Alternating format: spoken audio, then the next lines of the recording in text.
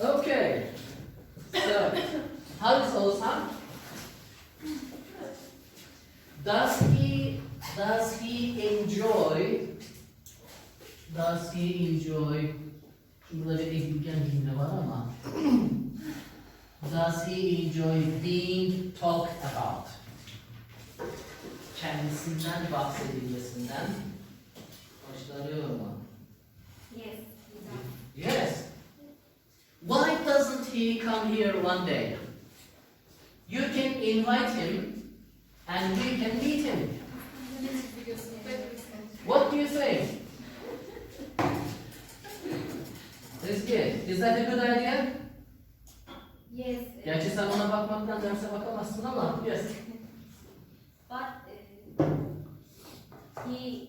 his grandmother ill. His grandmother is ill. Ah. So they went Rize. They went to Rize. Ah, okay. Is his grandmother in hospital or at home? Ezgi, sana sorayım. Is his grandmother in hospital or at home? In hospital. I hope she gets better. Have you met his parents? Yes. Oh. Akşam yemeği tanısı başıma. Akşam yemekleri ne oldu? Wow. In English, use present perfect tense. Kullanalım. Ben heyecanla almıştım. Dur heyecanlanma. İmzayı yanlış yere attım sandım. Kız bu kadar heyecanlanma. Alt tarafı present perfect tense cümlesi kuracaksın. Yemek yedik de. We have had dinners. Evet. Ha. Hocam biz niye geçmiş zamanla kurmadık? Çünkü burada önemli bir şeyin haberini veriyoruz. Zamanını söylemiyoruz. İki sebepten dolayı. Bir, haber veriyoruz. Yemek yedik. Yani tanıştım, yemek bile yedik. İki, Ben zaman yok. tanışmaktan çok yurt yemeğini yememekten daha çok mutlu oldum. Gerçekten. O gün She is a realist gelin. Okay. Has he met your parents? Not yet. Söyle, present perfect tense'de henüz tanışmadılar da. He, tanışmak değil mi? meet, met. He hasn't. He hasn't, not yet, my parents. He hasn't met my parents Not yet. Not zaten hasn't'da kullandık değil mi? He hasn't met my parents yet. Good. Okay. Derya. No, Tamam. Ne? Yaramı değişme video. Geçmeyin. Okay, I'll always love you. Now, look at these two pictures. 10 sene sonra. Belki, o da belki. Kız sen ne okuyacaksın ki 10 sene sonra? Bir makine mühendisliği okuyacağım. 10 sene Tamam, sen Sude ile beraber mezun olursun. Ben de bitirebilirim. Hatta she will graduate, you will still be a student. Yes, yes. Okay. Now look at these two pictures. What do you see? Yunus Emre, what do you see? Married, evlilik görüyorum. I see married. I see marriage. Who are getting married?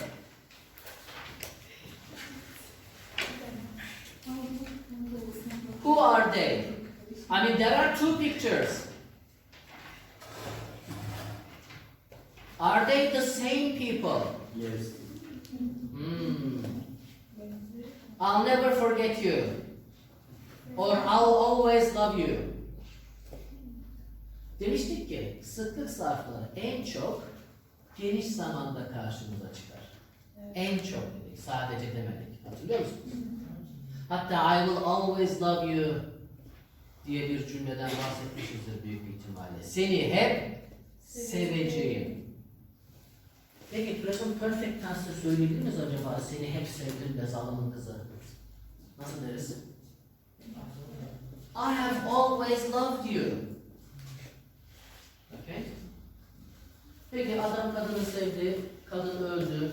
Adam diyor ki artık öldüğü için I always loved her. Simple past tense. Çünkü she is dead. Simple past tense. Hayatta olursa I have always loved her. Hep sevdim onu. Okay. Now, there is a passage about two people, Steve and Carmen. Yes, Steve and Carmen. Please read it quickly and put these expressions in the boxes. You have 2 minutes.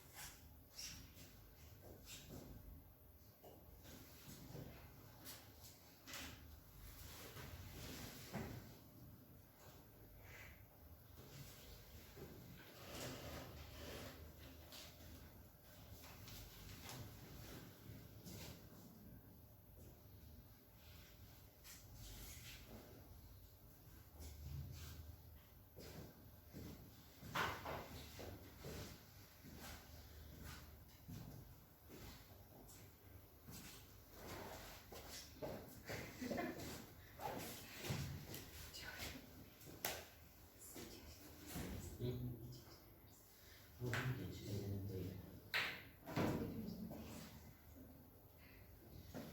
great. I think you are ready. Okay. Listen, please read the first paragraph. Steve Schmidt from Devon in the UK. Nick Carney, Luis Perez from Spain, 17 years ago. When they were about in their 20s, Carmen was studying English at a language school in Sorbonne, where Steve lived. Okay, so Steve lived in Torbay and Carmen was a student in Torbay. Okay. Sudash, please read the second paragraph. They fell in love and decided to get married, but a year after the engagement, Carmen moved to France to work and the long-distance relationship first pulled and then Okay, çok güzel ifadeler. Long distance relationship. Uzak mesafe. Okay. First it cooled. Araları önce soğudu, ondan sonra it ended. Yani the relationship ended. İlişki bitti. Okay? Delia, Yes, hocam. paragraph 3 is very long, but please read it. Steve tried to get in touch with Carmen again a few years later, but she had changed her address in Paris. So he sent a letter to her mother's address in Spain. In the letter he asked her if she was married and if she ever thought of him or of coming back to England. He gave her his phone number and asked her to get in touch. But Carmen's mother didn't send the letters to her daughter, and It fell down behind the fireplace, where it stayed for 10 years. For 10 years. For 10 years. Good. Okay. Şöyle. Hocam şu altını çizdiğiniz şey var ya, if she ever'dan sonraki kelime nasıl okunuyor? Thought. Bak. Thought. Dil dışarıdayken yükleyeceğiz. Thought. If she thought. Bir iki ünite sonra galiba o sese çalışacağız. Çok zevkli olacak. Hizmetten kırılacağız burada. Look at these underlined expressions. He asked her if. Görüyorsak şöyle olup olmadığını sordu demektir. If veya whether görürsek. He asked her if or he asked her whether. İşte bir şey olup olmadığını. Now, tell me the original questions. Burak, what is the original question? Mektupta yazdığı sorunun gerçeği, orijinal hali ne? Ona neyi sordu? She was married. Evli olup olmadığını sordu. Ne yazdı? Is she married? Is she married? Okay. Adam ama, kadın değil. Ha? Adama soruyor evli olup olmadığını. Adam soruyor. Mektup. Carmen evli mi diyor? Is she married? Arif, if she ever thought of him. Geniş zamanda sor bunu. Mektupta soruyor ki, kendisini düşünüp düşünmediğini sordu. O zaman orijinal soru ne? Does she ever think of me? Good. And Akif, the last one. Does she coming back to England? Does she ever See.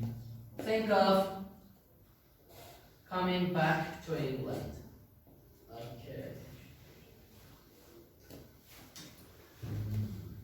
What is fireplace? Şömine. Şömine. Good. It fell behind the şömine, okay? Carmen's mother didn't send the letter. Göndermedi. Why? Evil. Evil. She's an evil woman. Yes. Bad girl. Yeah. Why didn't she send the letter to Carmen? Remember, Carmen was in England and then she moved to France. Ben şey anlamadım. Hangisi kız hangisi erkek? Carmen is the woman, Steve is the man. Ben bakmayayım. Steve writes a letter, okay? Carmen went to France. Steve is still in Torbay. O da neredeyse artık, bilmiyorum. But now she doesn't live in France and she changed her address. Paris'e gitmişti ya, oradaki adresinde yok artık. So, Steve sent a letter to Carmen's mother. Why didn't Carmen's mother give the letter to Carmen? Bulamamış çünkü. In English, Because he she couldn't couldn't find her. he did. He did. You know, Steve wrote a letter Yes, and he sent it to Carmen's mother. yes. But Carmen's mother didn't give the letter to Carmen. Why? She's an evil woman. Başka?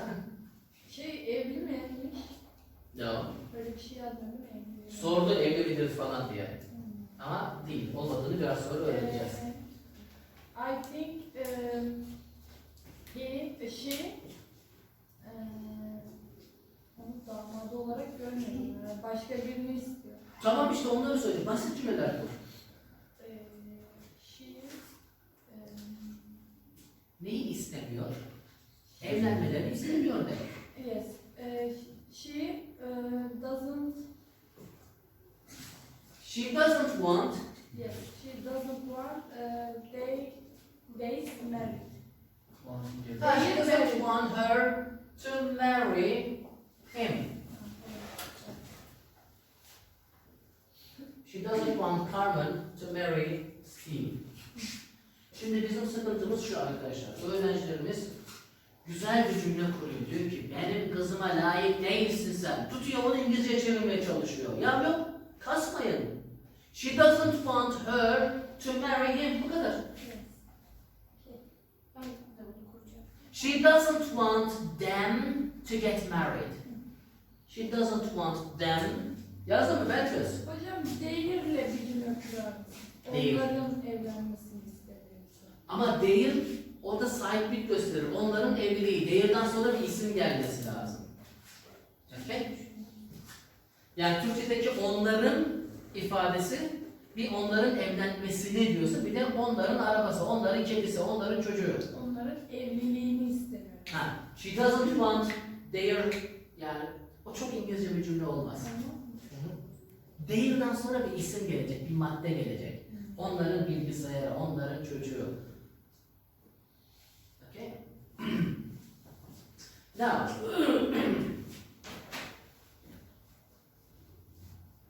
what were Carmen and Steve doing in Torbay? Yunus Emre. Carmen was studying English and Steve was living In Torbay. In Yeah, Torbay. there, good, there, good. Carmen was a student, and we can say Steve had a job. Değil mi? Steve had a job there. Steve had a job there. Yazdın mı Ezgi? Şimdi bak. Sen şimdi vize sınavına gireceksin. Bir şey, ne onun ismi? Midterm sınavına gireceksin ya. Şimdi 60-70 almak var. 88-90-92 almak var. Kesin geçiyorsun. Gidiyorsun şimdi Oğuzhan'a diyorsun ki oğlum bak ben 92 aldım. Tamam mı? O zaman Oğuzhan diyecek ulan look at my girlfriend. She is excellent diyecek. Adam nasıl bir gurur duyacak? Gururlandırmak istemez misin elin oflusunu? İstersin. He? Yes. O zaman not almakta fayda var arkadaşlar. Tabii not almak ve akşamları bunları tekrar etmekte fayda var. Okay, so Carmen was a student, Steve had a job. Number two, why didn't they get married? Arif? Carmen moved to France to work and the long distance relationship first called and then ended. And then ended. Good. So, when there's distance, it was bad for the couple. Okay. She moved to France to work, and the relationship first cooled and then ended completely. Akif, read the third question, please. Why did Steve's letter get to Carmen? Ha? Kadir. In the letter, her. Yok yok, mektuba ne oldu? What happened to the letter? Hani cümlenin arkasına düştü falan, onları söyle. Biliyorsun. Nerede o?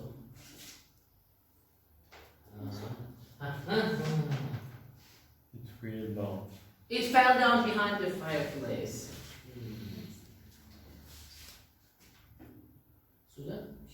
The letter fell down.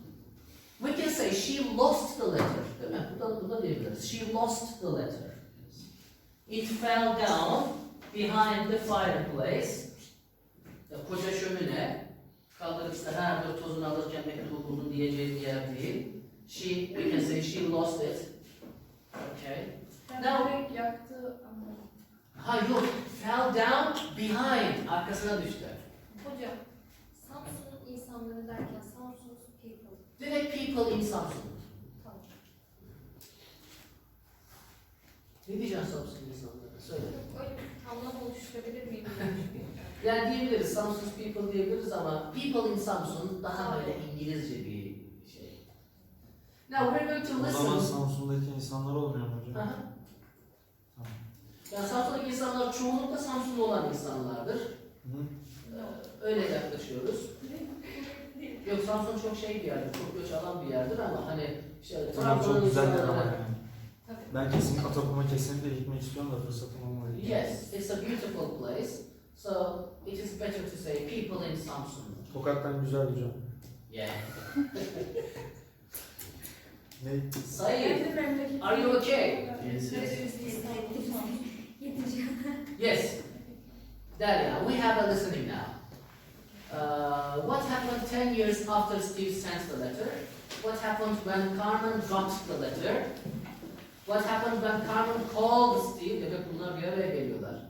What happened when the couple met again? And what happened last week? Now, let's listen to it at a normal speed, okay? 6.9. Earlier this year, 10 years after Steve sent the letter, some builders were renovating the living room in Carmen's mother's house in Spain. When they were working on the fireplace, they found Steve's letter. They gave it to Carmen's sister, and she sent the letter to Carmen in Paris. Carmen was now 42, and she was still single. When I got the letter, I didn't call Steve immediately because I was so nervous. I kept picking up the phone and putting it down again. I nearly didn't phone him at all, but I knew that I had to make the call. Carmen finally made the call, and Steve answered the phone. He was also now 42, and he was also single. I couldn't believe it when she phoned. I've just moved house, but luckily I kept my old phone number. Steve and Carmen arranged to meet in Paris a few days later. When we met, it was like a film. We ran across the airport and into each other's arms. Within 30 seconds of seeing each other again, we were kissing. We fell in love all over again. Last week, the couple got married, 17 years after they first met. I never got married in all those years, but now I have married the man I've always loved. I have married the man I've always loved. Kimle evlendim? Her zaman sevdiğim. Her zaman sevdiğim o adamla. I have married the man I have always known. who I have always loved. Who var? Who'yu söylemesek de olur. Okay. Do you want to listen again? Yes. Do you want to listen more slowly? Hadi bir deneyelim bakalım. 6.9. Earlier this year, 10 years after Steve sent the letter, some builders were renovating the living room in Carmen's mother's house in Spain. When they were working on the fireplace, they found Steve's letter. They gave it to Carmen's sister, and she sent the letter to Carmen in Paris. Carmen was now 42, and she was still single. When I got the letter, I didn't call Steve immediately because I was so nervous. I kept picking up the phone and putting it down again. I nearly didn't phone him at all, but I knew that I had to make the call. Carmen finally made the call, and Steve answered the phone. He was also now 42, and he was also single. I couldn't believe it when she phoned. I've just moved house, but luckily I kept my old phone number. Steve and Carmen arranged to meet in Paris a few days later. When we met, it was like a film. We ran across the airport and into each other's arms. Within 30 seconds of seeing each other again, we were kissing. We fell in love all over again. Last week, the couple got married, 17 first met. I never got married in all those years, but now I have married the man I've always loved. Yes.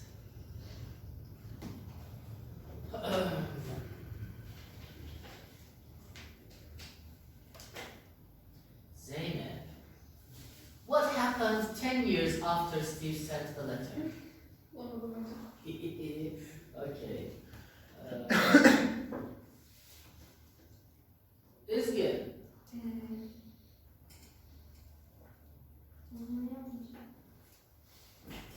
Ay ben bunu kim buldu diye anlamışım. okay.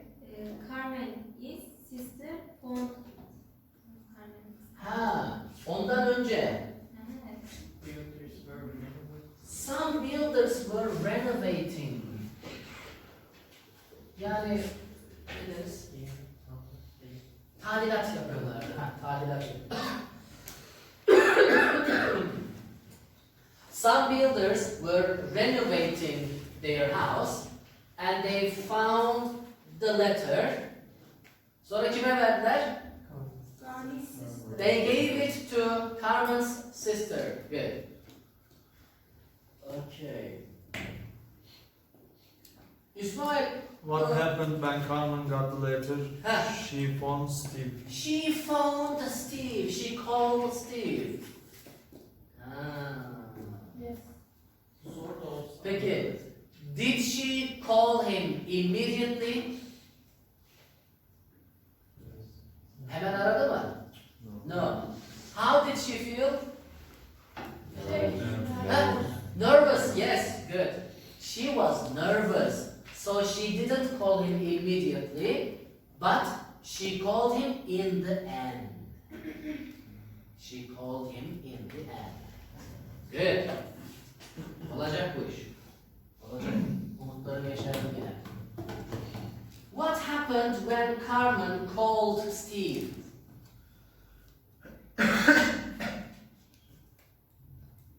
Sabır. Yes. Hocam 3 yapalım da şey yaptım ben 4 ve 5 yaptım. Okay. Okay. Said, what do you think? Hocam buluştular. Buluşmaya önce karar verdiler. They They decided they decided to meet to meet. Where? where In Paris. Paris. Paris. When? Birkaç gün sonra. A few days later. Hocam orada bir kelime geçti. Arrange. O ne demek? Sana helal olsun ya. Hani demiştik ki plan yapmak, ayarlamak, karar vermek, şimdiki zaman yapısını gelecek zaman anlamlı kullanabilmek için arrange yapmak yani planlamak. They arranged to meet in Paris. Ya da they decided to meet in Paris diyebiliriz. Good. Güzel. Derya olacak bu iş Derya. İnşallah. Kızlar helal olsun Derya. Well, what happened when the couple met again at the airport? Ha, Sabır? They kissed at the airport and fell in love. Ha, they fell in love again. They kissed and they fell in love again.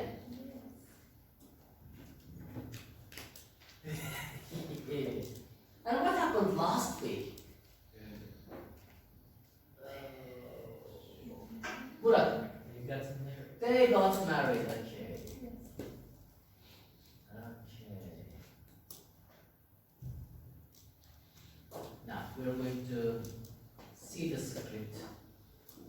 We're going to listen again. Please follow on the board. 6 point. Earlier this year, 10 years after Steve sent the letter, some builders were renovating the living room in Carmen's mother's house in Spain. When they were working on the fireplace, they found Steve's letter. They gave it to Carmen's sister, and and she sent the letter to Carmen in Paris. Carmen was now 42, and she was still single. When I got the letter, I didn't call Steve immediately because I was so nervous. I kept picking up the phone and putting it down again. I kept. Sürekli şunu yaptım. Pick up the phone, put it down again. Pick up the phone, put it down again. Kept. Sürekli bunu yaptım. Okay? I nearly didn't phone him at all. Neredeyse hiç aramayacaktım. Nearly, değil mi? I almost didn't phone him. But I knew that I had to make the call. Carmen finally made the call, and Steve answered the phone.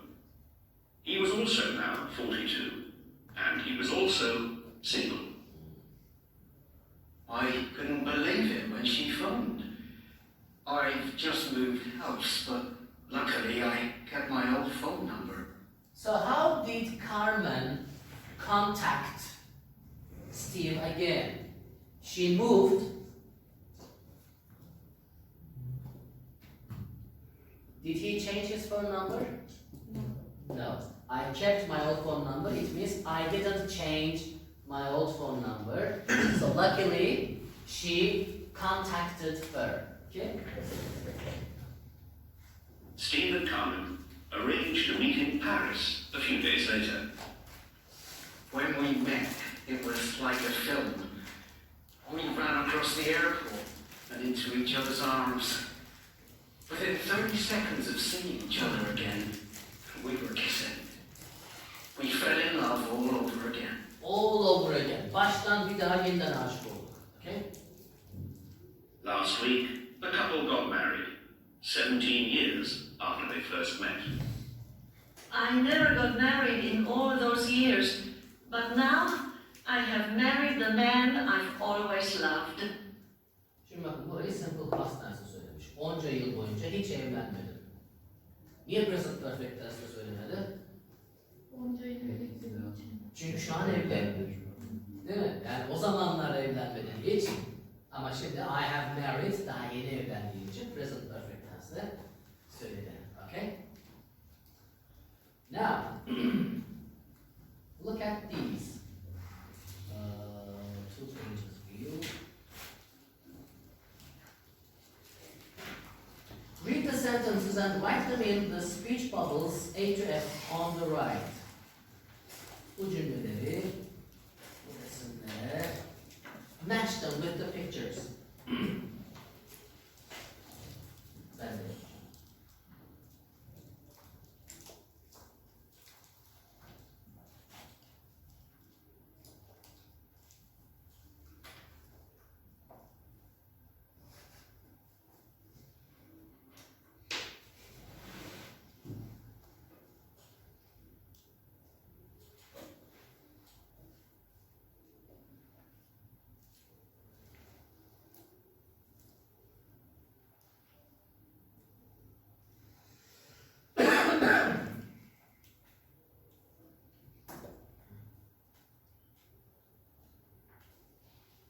Buradan önce arkadaşlar bir şeyi atladık. Orada bir ifade öğrenelim. We say keep a promise Sözünde and durmak. break a promise. Keep a promise is Sözünde durmak. sözünde durmak. Break a promise is sözünde durmamak. Okay?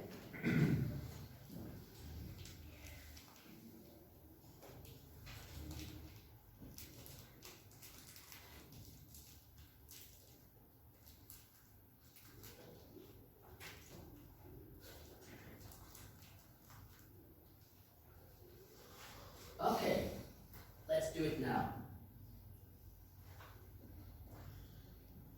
Burak, picture A. What is she saying? This won't hurt. Acımayacak. Çağatay, picture B. O zaman şimdi düzelteceğim, toplayacağım. Zeynep, picture C. Shall I drive? Shall I drive? Ben süreyim mi? Derya, picture D. I won't have any more. I won't have any more. Daha almayayım.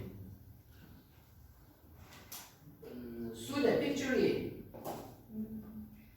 I'll come back tomorrow and finish it. Yarın gelir bitiririm. Yani yarın gelip bitireceğim. And Yunus Emre F.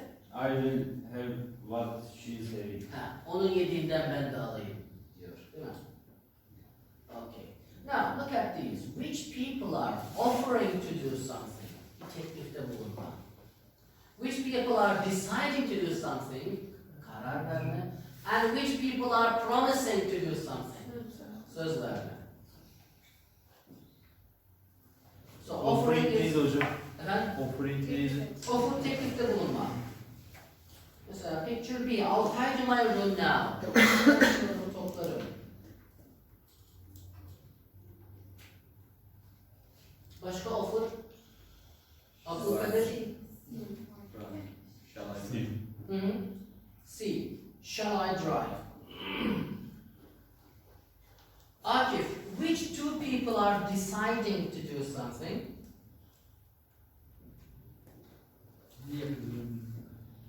Şu resimlerin hangisinde insanlar decide yapıyorlar? Will ifadesini decide anlamında kullanıyorlar. İyi. Toplayacağım. Ha? Yok, onu acaba Fransız'da mı kullansak? Bakayım şöyle yapalım şimdi. Ha.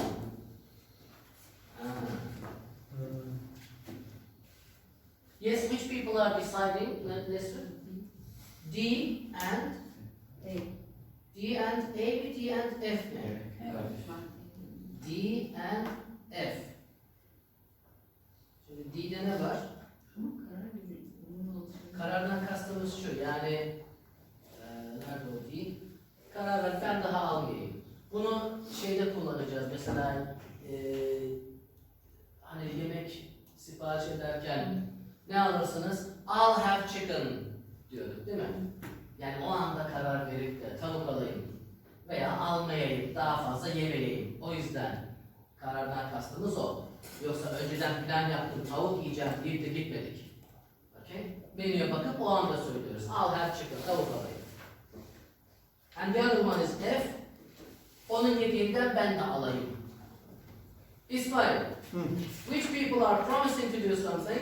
A and E. A and E. This won't hurt. Acımayacak. And E. I'll come back tomorrow and finish it. Yarın gelir bitiririm. Bunlar da promise. Definitely. Şimdi onları bir detaylı inceleyelim. Let's go to the grammar bench. On page 136.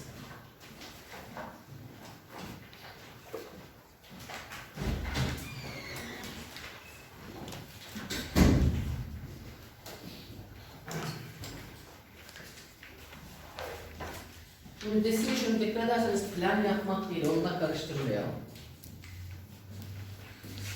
I won't stay for dinner. Ben en iyisi yemeğe kalmayayım. O anda demek ki karar verdi. Baktık ya vakit geç oluyor. Yağmur başladı, hava kararmaya başladı. Ben en iyisi gideyim. I won't stay for dinner. Okay? I think I'll go home early. Ben galiba erken yatacağım. Önceden plan yapmış değil. Karıştırmayalım. O anda dur ben yatayım ya. Çok yoruldum. Veya işte ya çok yedim ben yemeğe kalmayayım gideyim ben. Okay? Offer. Birisine bir şey yapma teklifinde bulunma. I'll help you. Ben sana ödevine yardım ederim. Ya da shall I open the window? Camı açayım mı? Promise. Söz verme. I'll always love you. Seni daima seveceğim. Of bir. I won't tell anybody. Hiç kimseye söylemeyeceğim. Okay? Shall ifadesinde biliyorsunuz sadece iki öznemiz var. Shall I, shall we. Shall he diye bir şey yok. Shall they diye bir şey yok. Sadece shall I, shall we. Yani ben bir şey yapayım mı veya biz bir şey yapalım. Değil mi Sude? What are you thinking about Sude? Beni şöyle düşünen birisi olmadı ya.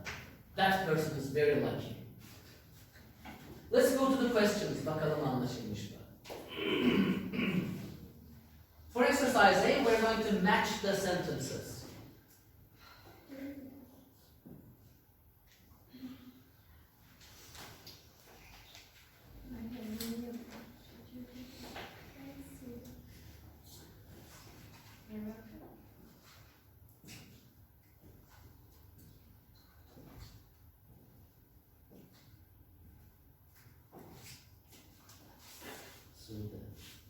Şu alıştırmadan ilgili acaba şöyle bir şey mi yapsak? Yani burada yazılmış olan şeyler senin kafanı karıştırabilir.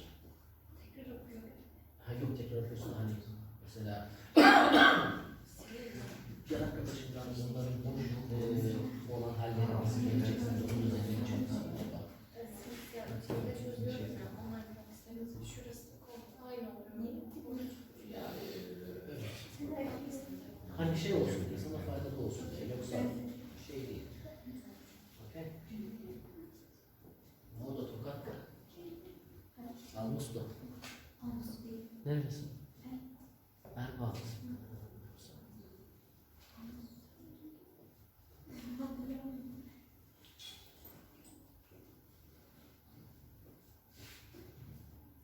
Herkes okula giderken düştüm de pantolonu söküldü değil mi? İşte öğrencilik var, yenisini de alamıyor. Ama biz aramızda para toplayıp.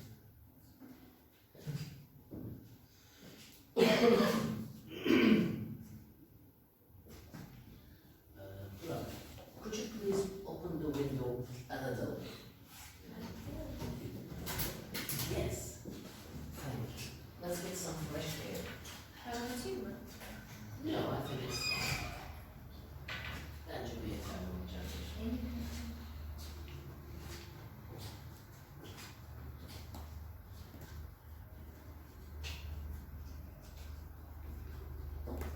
Lucifer, why didn't you come in the first lesson?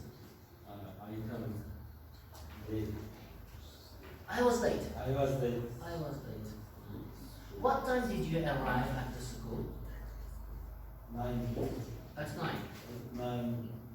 Sometimes 9. No, this morning. This morning. 9. At 9. 9'da da olsa gelseydin. Yarın öyle. Yes. Yarın dersin derse. O zaman diğer gün. Öbür gün yapıyor yani.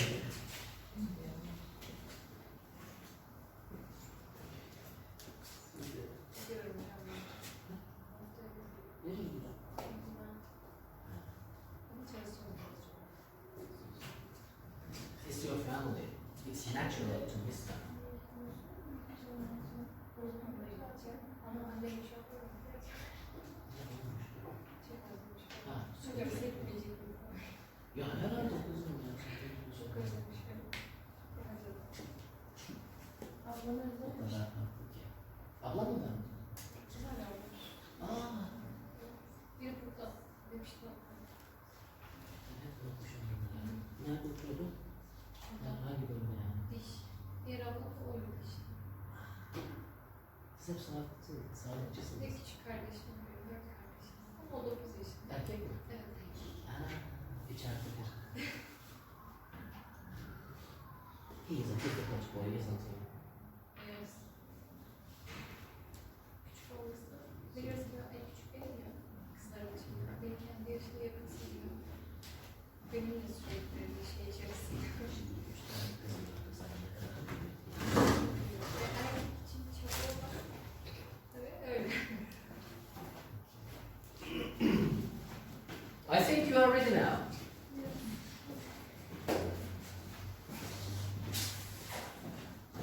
Abdulkadir, I'm thirsty.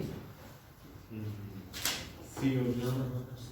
I get you a glass of water. Good. Thirdly. A glass of water. Akif, I have a headache. Shall I get you some paracetamol? Paracetamol. Arda, this exercise is hard. I will help you to do it. Good. Ismail, I'm hungry. Shall I make you a sandwich? Good.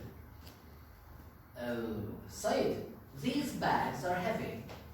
I'll buy some on my Ağır çantalardan bahseden birisine ne dersin? Bir tanesini ben taşıyayım dersin. I help you to do it. Öyle mi? Shall I? And shall I get you? Shall, Taşımak. shall I say on? Okay. Ha, Shall I carry carry. one for you? Arif, I left my wallet at home. I'll lend you some money. I'll lend you some money. Ezgi, I need that photo urgently. I will mail it to you now. Okay, urgently, acilen diyor. Because we haven't got any milk. I will buy some from my Good. Okay.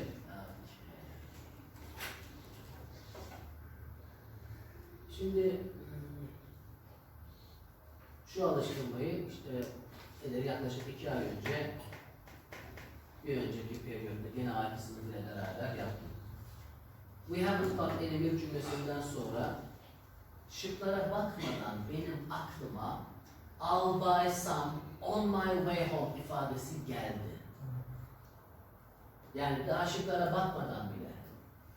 Demek ki bol bol tekrar ederseniz işiniz epey bir rahatlar. Epey bir rahatlar. Okay? Any problems? Let's go to the next one. Complete the sentences with will or won't or shall and the verb. Yes. Şeyin anlamı ne? Shall normalde ecek acaktaki de biz onu I shall bir şey yapacağım olarak kullanmıyoruz. Sadece shall I ben bir şey yapayım mı? Shall we biz ikimiz bir şey yapalım mı? Yapalım mı yani? Okay?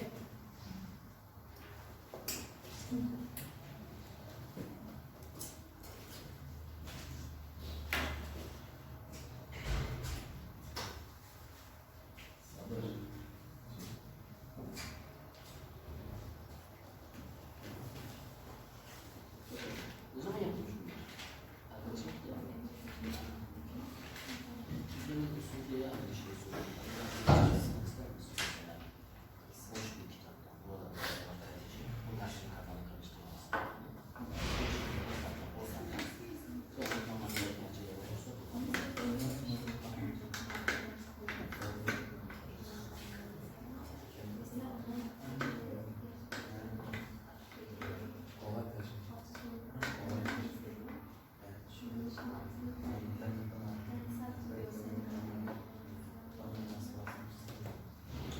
onları onun kendi beyin hesabıyla iyi olduğu için Evet.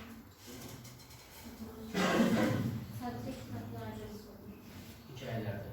Onların zaten kodları ayrı.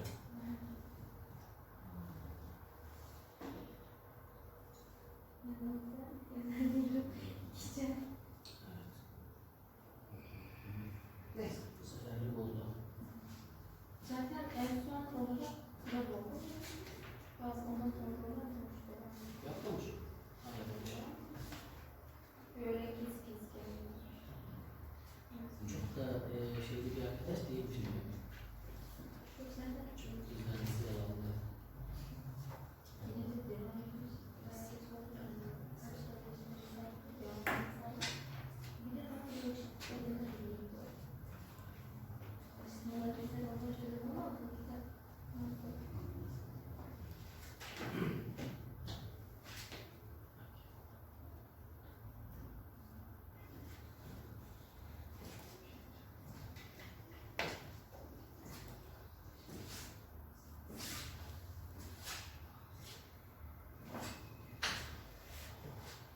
I think you are ready. Yes? Sırdaş, I can't do this crossword. Shall I help you? Shall I help you? Nisrin, it's a secret. I won't tell. Yeah. I won't tell anyone. Kimseye söylemeyeceğim. Sabır, when will I hear from you again? I told tonight. I'll call you tonight. Murat, can I borrow 50 euros? When will you pay me back? When will you pay me back? 50 euro kaç lira? Well, you may Wow. Just it's my birthday next week. Don't worry, I won't forget. I won't forget. I won't forget. Buradaki sevgilim var. Ben hiç unutmamış. Zeynep, I feel ill. Shall I get you home? Shall I get you home? Shall I take you home? Get you home değil de take you home. Götürmek değil de take. Shall I take you home? Derya, those shoes are too small. I will get a bigger pair for them then. Madam, I'll get a bigger pair. And so that this chocolate you bought isn't very nice. Yes, I know. I won't buy it again. I won't buy it again. Good. Any problems? Any questions? Okay, let's go back to page 48.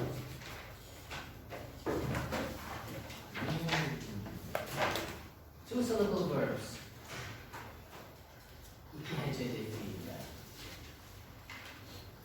Now, in some of them, the stress is on the first syllable, birinci hecede.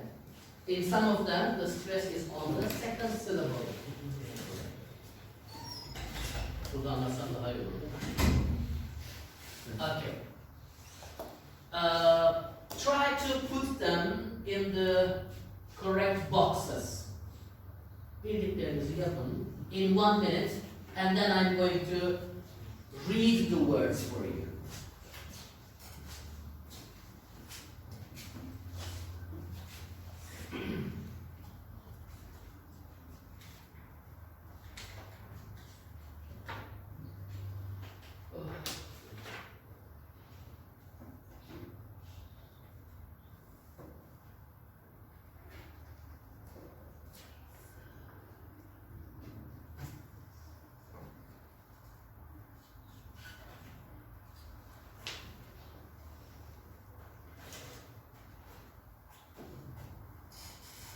Unison, read the words in the first line, please. Offer. From the beginning. Decide. Decide. Decide. Another one. Offer. First. Offer. Promise. Promise. Promise. Agree. Agree. Agree. Arrive. Arrive. Good. Okay. Abdul Kadir, read the words in the second line. Borrow. Huh? Borrow. Borrow. Borrow. Complain. Complain. Depend. Depend. Forget. Forget. Forget. Forget. Şeylerini söyleyeyim mi orada? Huh? Birinci dedeki. No, okay. Akif, the words of the third line, please. Happen, Happen. invite, Invite. practice, Practice. prefer. Prefer. Sana yapalım. Good. Good. Good. I am happy now. I am happy now. Arda. Receive. Receive. Repair. Repair. Good boy. Okay.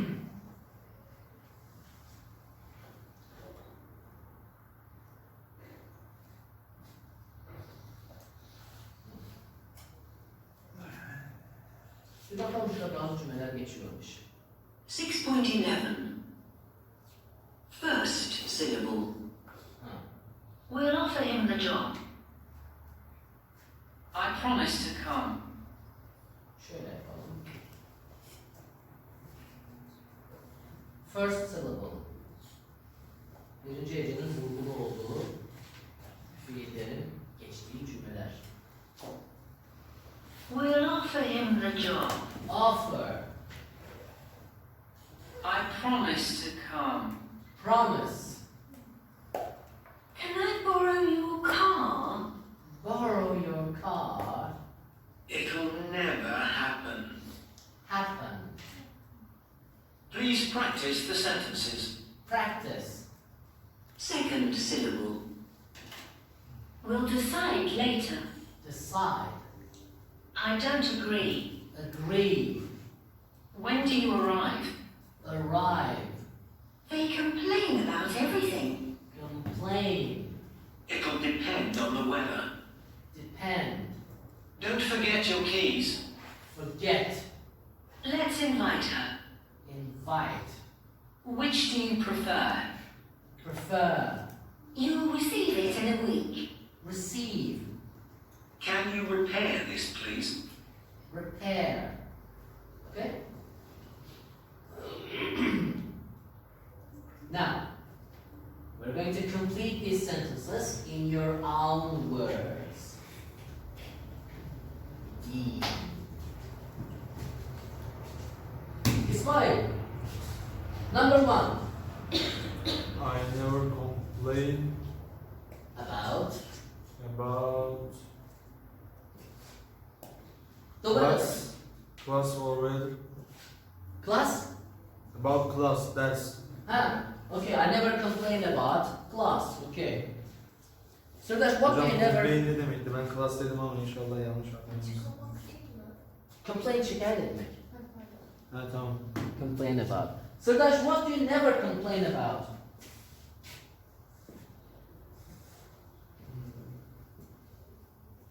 I never complain about. Is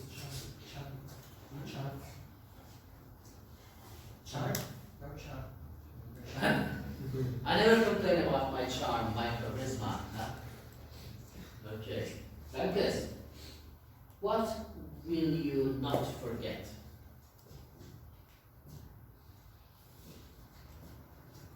Hocam, I won't forget you. Neyi unutmayacaksın?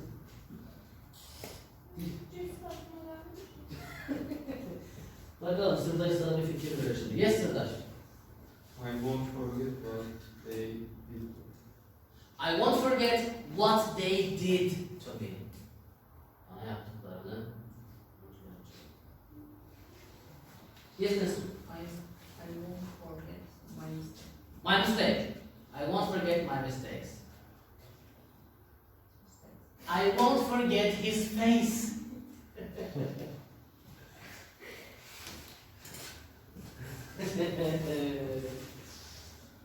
I won't forget, for example, the day we met. Tanıştığımız günü unutmayacağım. Okay. Ezgi, shall I invite what? Shall I invite my friend?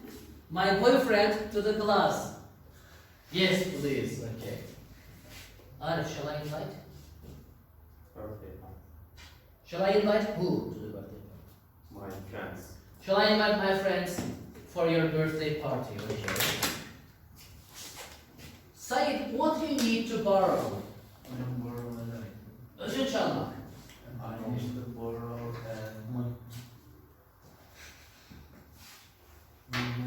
car. I'm sorry? I need to borrow a car. A car. Yes. Kimden? Babamdan. I need to borrow my father's car. My father. Okay. İsmail? Yok ben bir dahaki için. No. Yeah. For example, you can say, I need to borrow your dictionary. I need to borrow your telephone. Or I need to borrow 10 liras, 20 liras, 50 liras. I need to borrow my friend money. I need to borrow some money from my friend. I need to borrow some money from my friend. Ismail, what do you prefer? I prefer coffee to tea. Okay.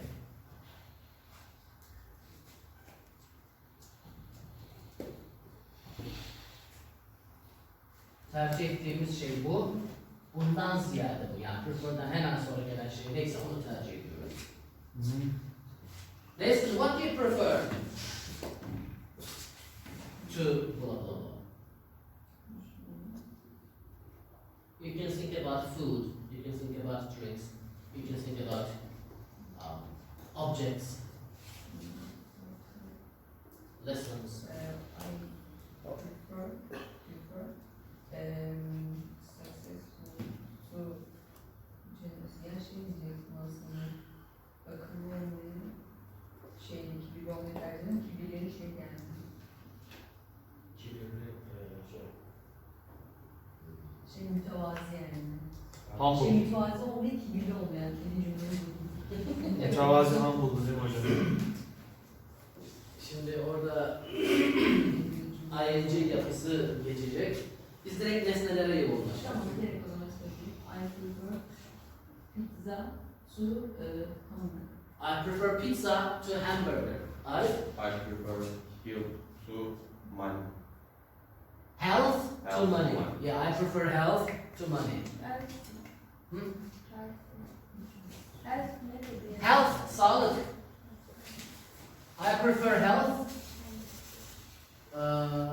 to money. Yes. I prefer Oğuzhan to Belkıs. İkisinin de iyi. Oh, okay. I prefer Onur Hoca to all the other Hojas. Yes. Okay. Now, on the next page, we have verb plus back. Carmen came to England, Carmen came back to England. Bana bunu birisi böyle İngilizce olarak anlatsın da böyle bir mutlu olayım. Which one? Carmen came to England, Carmen came back to England. What is the difference? Dur sen dur. Sen en son söyle. Yes, Said. Yani düşünce gelmiş. In English, in English. Ha, pardon. Said, ben sana sorayım sen söyle.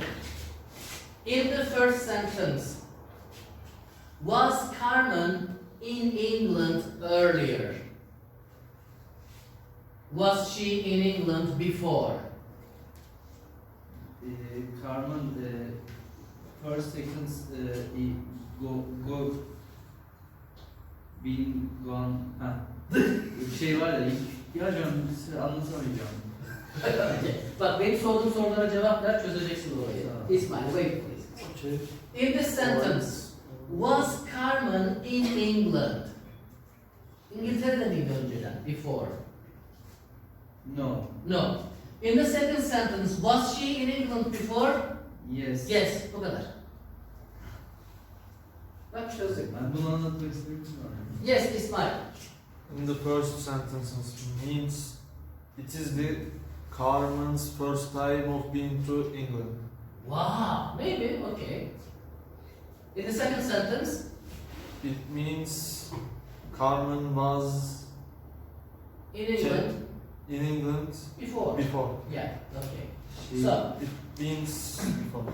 we understand that in the first sentence, Carmen was not in England. Maybe she was in Spain and she came to England. But in the second sentence, we understand that Carmen was in England. Then she went to another country and then she went to England again. Geri geldi. Demek ki she was in England. But in the first sentence, she was not in England. Okay? Hocam bin desek olur mu? Carmen bin. Genelde bin Bulunmuş. geri yani. Yes, güzel bir yaklaşım. For the first sentence, we can say she hasn't been to England before. But in the second sentence, she has been to England before. Good boy. Yes. Yes. Good. Good. Now, there are some phrases here. Call you back, go back, give it back, pay you back, send them back, take it back. Okay, let's put these in the short dialogues. I'm going to give you 2 minutes and then we're going to discuss them, okay?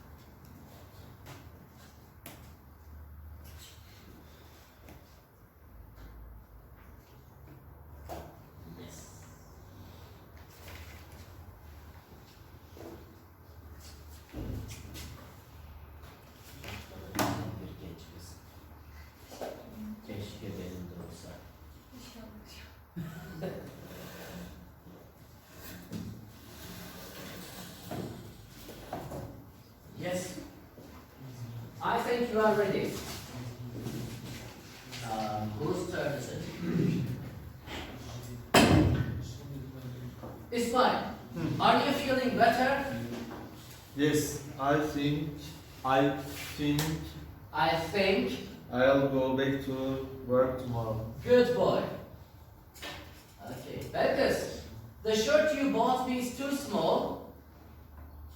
Don't worry, I will get back to the shop and change it. I still have the Receipt. Şimdi ben olsam geri götürmek ifadesini kullanırım. Take it back. Sen yaparsan demek ki kargo ile gelmiş, demek kargo ile gönderiyorum. Bunu kendim alacağım.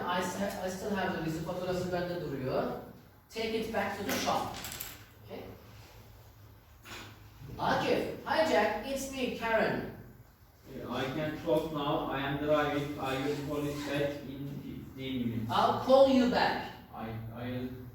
Ha, call it değil de call you değil mi? I'll call you back. Okay. Derya, yes. that's my pen you're using. Is it sorry? I will give it back in a minute. Yeah, I'll give it back in a minute. Bir dakika içinde geri vereceğim. Yeah. Yunus Emre, can you lend me 20 pounds? I sent them back next week. Para ödünç olursa geri vereceğim de. I'll pay you back. I'll pay you back. Yes, I'll pay you back next week.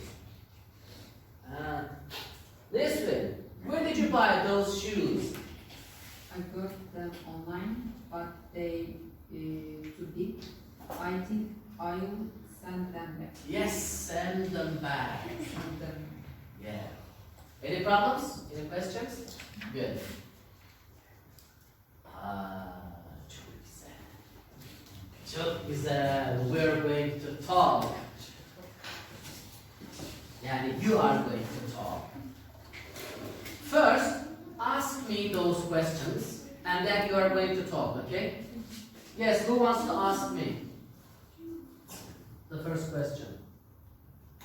Bir Who wants? soru. Yes. So the one. When someone leaves you a message on your phone, do you usually call them back immediately? If I am free, for example, if I am not teaching, I call them back immediately. But if I am driving, if I am busy, I call them back later. The second question. Yes, mister. If you buy something online that isn't exactly what you wanted, do you always send it back? I don't always send it back. Sometimes I give it to a friend. Or sometimes I try to find another use for it. Use isim olarak kullandım. Başka bir kullanım. I find another use for it. So I don't always send it back. Number 3, Arda. Have you ever lent somebody money and they didn't pay you back? Yes. Many years ago, maybe 15 years ago, I lent some money to a student. But it was not important, and I didn't ask for it. He didn't pay me back, but it wasn't a problem, because it wasn't a lot of money. Yes. Number 4, Akif. When you come back after a holiday, do you usually feel better or worse than before? When I come back from a holiday, it usually means I have driven a lot, so I usually feel tired. Number 5, Izgi. When you borrow something from a friend, do you usually remember to give it back? Yes, not usually, I always remember to give it back, because I believe it is important to give something back when you borrow it, okay? When you borrow, because for me, emanet is very important. Melek'te de var. Melek. Melek. Evet. Angel. Ha. Dur bakayım ne diyecek. Böyle bir şeyler diyor. Ve kendisi tanımlayınca melek gibi adam geçti içinden. Merak ettim. I am like an angel, huh? Okay. The last question. Sirtash. If you buy something to wear from a shop and then decide you don't like it, do you use it back? Sometimes yes. Normally I don't want to do it, but my wife encourages me. So sometimes I take it back and get another one. Or maybe I give it to my, my father-in-law, my father, or a friend. Yes. Now, you are going to talk.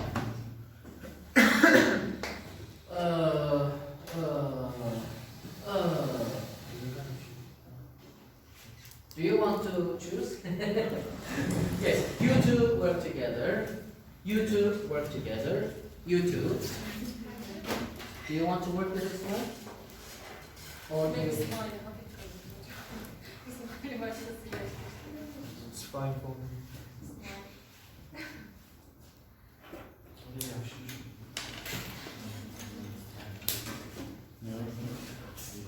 You two, you two, you two, you two, you two, I am your partner, okay? Okay, now everybody,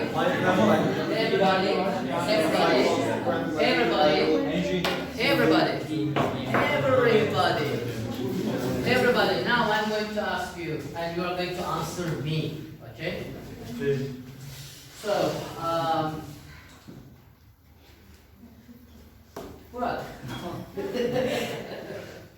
Murat, when someone leaves you a message on your phone, do you remember to call them back? Or do you forget to call them back?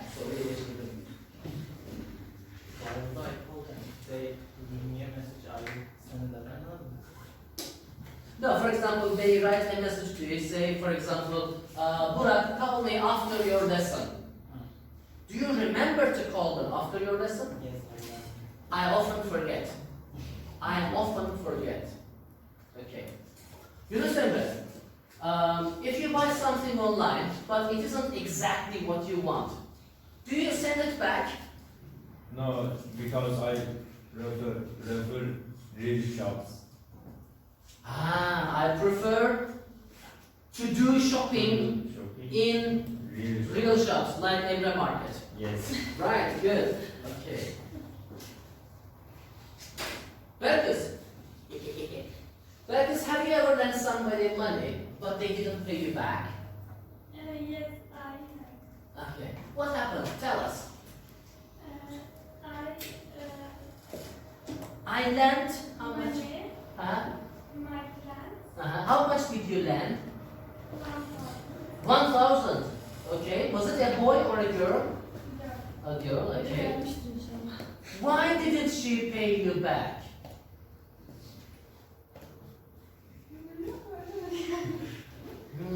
But that's a lot of money.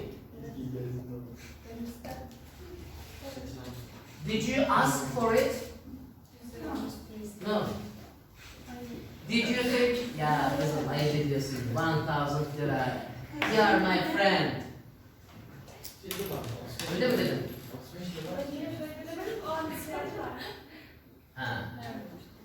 Okay. She really needed it and she didn't pay it back. Okay, good. Daria, when you come back after a holiday, do you usually feel better than before or worse than before? I think better Because because I rest. I have rested, I have relaxed. Okay. Okay. Abdul Kadir, when you borrow something from a friend, do you remember to give it back or do you forget to give it back? No, I didn't change. No. Ben geri götürmem. I give it back. I remember to give it back. Okay. And Sabır, if you buy something to wear from a shop and then you decided that you don't like it, Do you usually take it back? Sometimes. Sometimes. Sometimes take back Uh-huh. because I can't come back shopping. I don't want to go back to the shopping center. It's a lot of trouble. Yes. Yes, okay. Alright. Aşağıdaki kutuyu da inceleyelim ondan sonra. For instance, they have the same meaning. Örneğin. It depends. Duruma bağlı. Depend'den sonra bir preposition gelmesi gerekirse hangi preposition geliyor? On. It depends on the weather. Havaya bağlı. Gibi. Okay, let's have a break. Thank you for coming. I'll see you in at 1:30.